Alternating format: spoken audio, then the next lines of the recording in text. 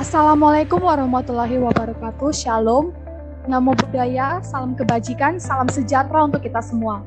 Selamat datang dalam forum group discussion kelompok 1 yang bertema kerukunan umat beragama dalam perspektif Pancasila.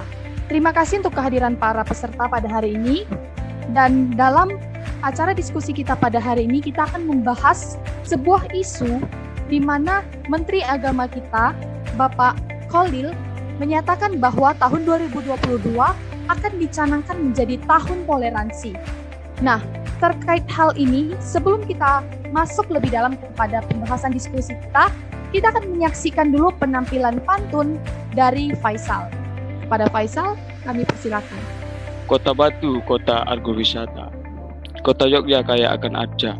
Betapa majemuknya bangsa kita. Nama agama diakui oleh negara. Makan buah si malakama, buah hilang dicuri teman. Jangan ribut karena urusan agama. Kita kuat karena keberagaman. Hari Minggu pergi berwisata. Wisata alam pergi ke dalam gua. Nikah Tunggal Ika semua negara kita. Walau berbeda tetap satu jua. Apalagi pemerintah telah mencanangkan tahun 2022 sebagai tahun toleransi. Ini akan menjadi milestone atas upaya menjadikan Indonesia sebagai barometer kerukunan umat beragama di dunia.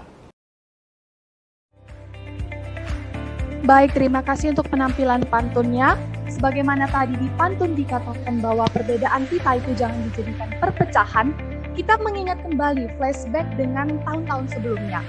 Nah, tahun toleransi tahun 2022 ini itu dicanangkan karena ada beberapa latar belakang dan salah satunya adalah karena perpecahan ataupun gejolak yang pernah terjadi di bangsa kita ketika Pilpres di tahun 2019 di mana isu agama itu dikait-kaitkan dengan politik dan menyebabkan keretakan di tengah bangsa kita. Nah, mengenai hal ini, saya mau bertanya kepada para peserta bagaimana pendapat saudara mengenai Pilpres 2019 ini, apa pelajaran yang mungkin bisa kita ambil dari hal tersebut? Baik, saya izin berpendapat. Kalau menurut saya, isu SARA menjadi salah satu penyebab terjadinya perpecahan di masyarakat. Oleh karena itu, masyarakat harus lebih bijak dalam menanggapi isu SARA yang berpotensi memecah belah persatuan di masyarakat. Sekian dan terima kasih. Saya kembalikan ke moderator. Baik, apakah ada tanggapan dari peserta lain mengenai hal ini? Kami persilakan. Izin berpendapat. Menurut saya pengaitan isu agama ataupun isu SARA pada Pilpres 2019 lalu adalah tindakan yang berbahaya karena menimbulkan konflik dan perpecahan bangsa.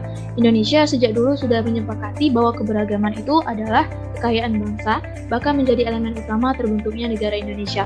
Oleh karena itu, menurut saya, edukasi soal hal ini sangat diperlukan agar pemahaman yang luas akan keberagaman dan kebinekaan itu tercipta dengan baik.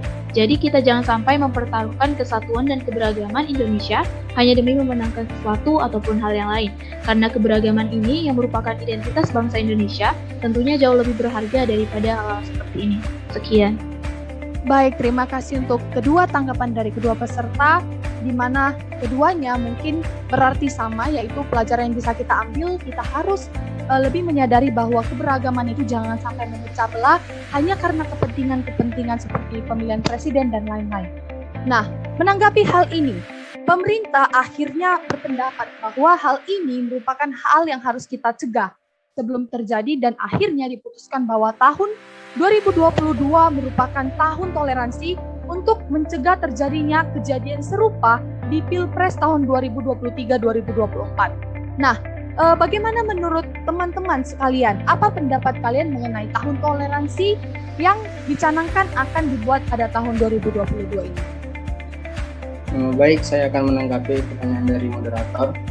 Menurut saya, ya ini perlu untuk dilakukan di lingkungan kita masyarakat karena ini merupakan kebutuhan kita yang nyata atas kondisi kita masyarakat di sini, di mana kita mudah untuk dipecah belah gitu kan. Ya untuk memastikan kehidupan kita sebagai umat beragama itu rukun, damai dan toleransi ya kan. Terus ya kita sebagai masyarakat, mari kita tingkatkan rasa toleransi kita agar kita hidup secara harmonis serta jauh dari kata intoleransi dan menjauhkan kita dari tindakan-tindakan yang radikal atau rasis gitu. Ya, sebab menjaga kerukunan merupakan tugas kita bersama sebagai masyarakat. Mungkin sekian, saya kembalikan kepada moderator. Nah, baik, berarti setuju dengan tahun 2022 sebagai tahun toleransi ini bisa meningkatkan toleransi kita juga sebagai umat beragama di bangsa Indonesia. Nah, apakah ada tanggapan lain nih dari teman-teman mengenai pencanangan tahun 2022 sebagai tahun toleransi? Izin berbicara, moderator. Menurut saya, rancangan tahun 2022 sebagai tahun toleransi untuk mengantisipasi terjadinya perpecahan serupa di Pilpres 2023 nanti adalah hal yang sangat baik. Hal ini dapat kita jadikan sebagai momentum untuk memperbaiki kesatuan atas keberagaman yang kita miliki di bangsa Indonesia. Kebijakan ini dapat juga dijadikan alat untuk mewujudkan lahirnya suasana kebangsaan yang penuh toleransi tanpa adanya diskriminasi. Terima kasih. Baik, berarti kita semua setuju ya dengan pencanangan dan program pemerintah.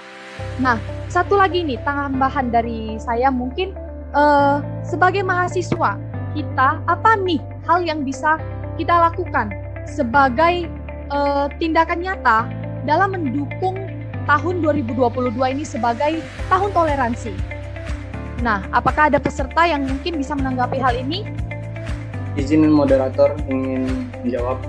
Mungkin untuk bukti nyatanya kita perlu komunikasi bersama untuk menjaga kerukunan antar umat beragama. Sebab tanpa komunikasi kita tidak akan saling mengerti bagaimana kondisi kita masing-masing. Mungkin sekian.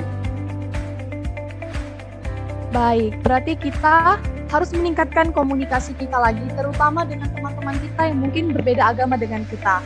Harus lebih lagi berdialog dengan mereka, menjaga kerukunan, menjaga persatuan dan kesatuan di bangsa ini.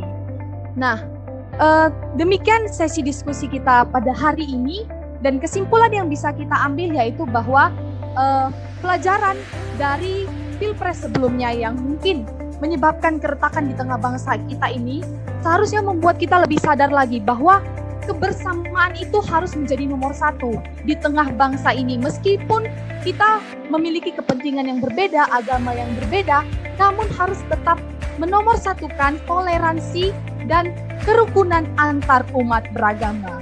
Begitu, saya berterima kasih kepada para peserta yang telah menyempatkan waktunya untuk berdiskusi dengan kita pada hari ini membahas sebuah isu yaitu tahun 2022 sebagai tahun toleransi. Saya ucapkan terima kasih dan salam toleransi. Salam toleransi. Salam toleransi.